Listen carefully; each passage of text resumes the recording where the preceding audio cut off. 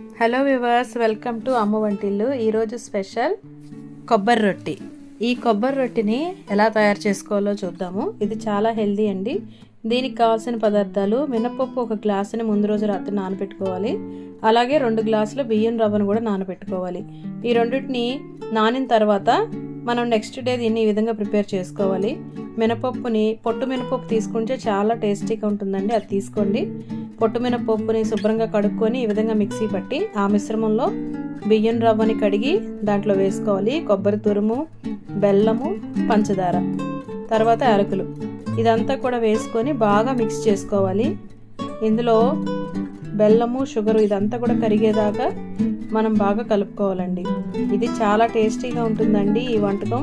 మీరు అందరూ కూడా ట్రై చేయండి. దీంట్లోనే కొంచెం రుచికి సాల్ట్ కూడా వేసుకుంటాము. దీన్ని ఈ విధంగా బాగా మనం కలుపుకోవాలి.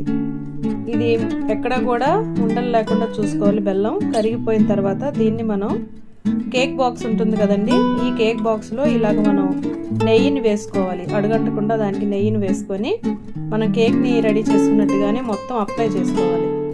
అదంతా నెయ్యిని అప్లై చేసుకొని మనం ముందుగా ప్రిపేర్ చేసిన ఆ మిశ్రమాన్ని ఇందులో వేసుకోవాలండి. ఈ విధంగా అందులో వేసుకున్నాక మనం స్టవ్ మీద ముందుగా ప్యాన్ పెట్టుకోవాలండి. అది వాడని ప్యాన్ అయితే మంచిది, ఎందుకంటే మనం రెగ్యులర్గా యూజ్ చేసేదైతే మనకు అది మళ్ళీ పనికిరాదు. కాబట్టి పాత ప్యాన్ ఒకటి తీసుకొని దాన్ని హై ఫ్లేమ్ మీద ఒక 5 మినిట్స్ ముందు హై ఫ్లేమ్ మీద 5 మినిట్స్ దీన్ని పెట్టుకుందాం.